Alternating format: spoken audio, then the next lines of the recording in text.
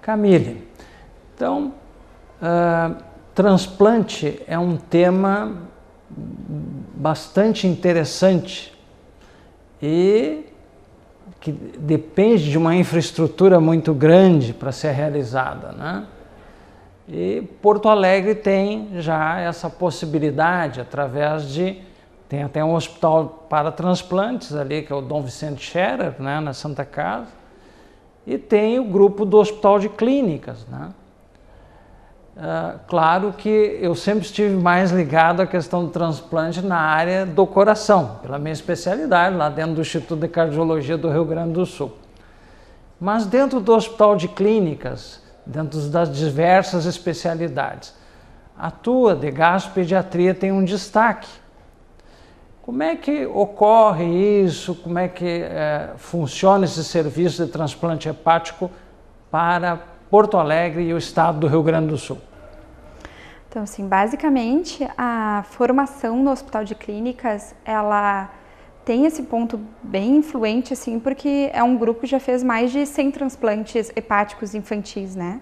É o primeiro grupo, assim, que disponibilizou isso no Rio Grande do Sul e talvez um dos maiores do Brasil, junto com São Paulo. Fora isso, tem um programa de reabilitação intestinal também muito grande, que é o único, na verdade, programa do Brasil em reabilitação intestinal. Mas falando do transplante, basicamente a gente pega todas as crianças do Rio Grande do Sul, né? Às vezes até a gente já tem pacientes do Acre, do Pará, de todo o Nordeste, enfim, que eles vão sendo encaminhados para os grandes centros de transplante. Podem vir a São Paulo ou podem vir no Rio Grande do Sul. Na gastropediatria, o que é importante dos pediatras recorrerem? Aquela criança que tem uma icterícia, né? Que para as mães vai ser o amarelão, quando a criança fica amarela, algumas delas precisam fazer banho de luz antes de dar alta. Isso vai ser uma icterícia fisiológica, ou seja, aquela icterícia que vai ter um pico de 3 a 5 dias de vida e que vai melhorar com banho de luz ou sem banho de luz, né?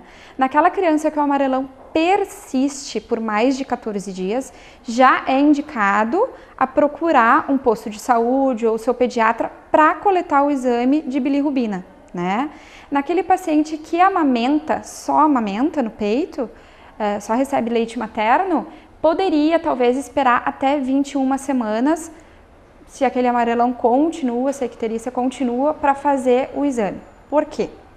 É um sinal de alerta para o gastropediatra, a icterícia, fezes brancas, que seria a colia, e o xixi mais escurinho, cor de Coca-Cola, que seria a colúria.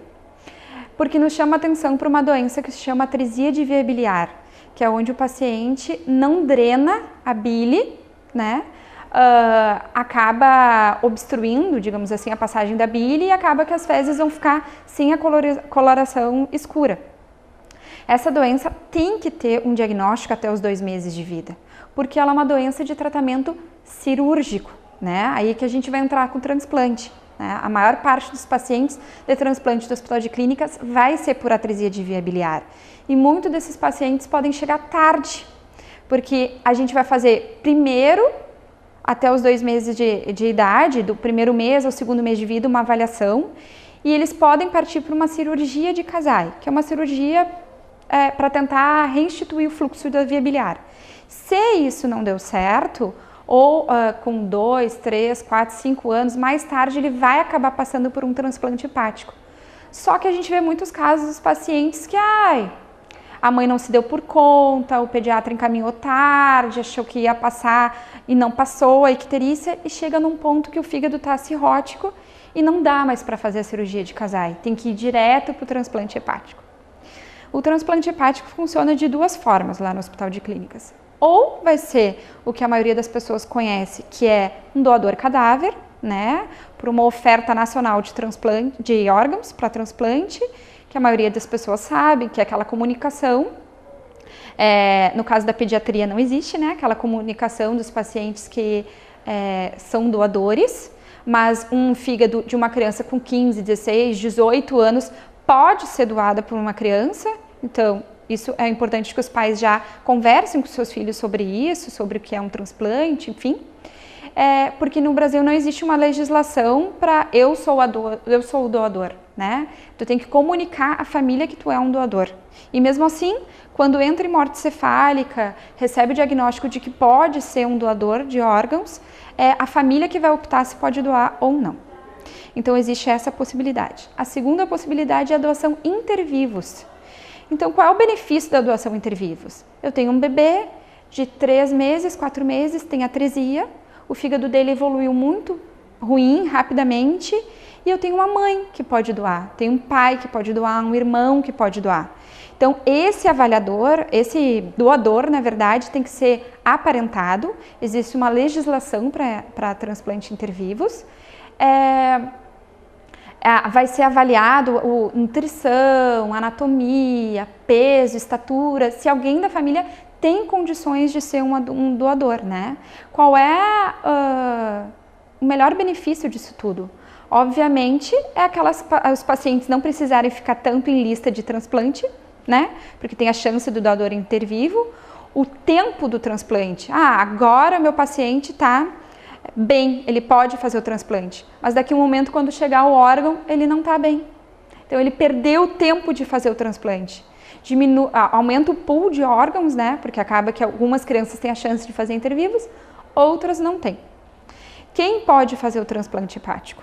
Crianças que tiveram nasceram com alguma doença metabólica, uma doença autoimune, as hepatites autoimune, hepatites virais, a própria atresia, crianças que têm uma falência inesperada do fígado, pegaram algum tipo de vírus que acabou dando falência hepática e numa correria ela tem que entrar para uma lista de transplante. Era uma criança saudável até então, mas que acabou pegando alguma coisa que levou ao transplante.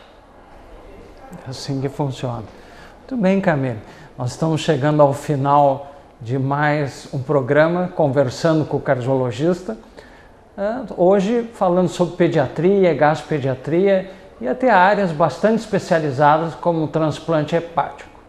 Então, eu deixaria para você as considerações finais, já te agradecendo pela presença aqui conosco no programa do ICOR na TV Santa Maria. Obrigada, eu que agradeço o convite, estou muito feliz de ter voltado para a minha terra, né? Espero criar uma boa convivência com todos, fazer o meu trabalho direitinho e conquistar os pacientes. Então, acho que uma mensagem do gastropediatra para o pediatra ou para as mães é que procure ajuda, né? Se o pediatra discuta com o seu pediatra, acho que não está dando certo, não estamos conseguindo chegar no que a gente mais esperava, será que é assim, será que é assado, né? Os bebês, eles vão vomitar bastante, vão vomitar bastante, isso é uma queixa importante, mas pode ser que tenha alguma doença envolvida, né? Eles vão ter uma constipação, não conseguem alimentar direito, não gosta das frutas, né? Aquela coisa resumida entre carne, arroz, feijão, e é só culpa da dieta. Pode ser que não seja culpa só da dieta, né? O bebê que chora de cólica por meses, pode ser que não seja só uma cólica, né? Então, procurar investigar melhor tudo isso, pedir opinião, enfim. Muito bem, muito obrigado. Bom, chegamos ao final de mais um programa Conversando com o Cardiologista. Agradecemos a audiência. Até a próxima semana.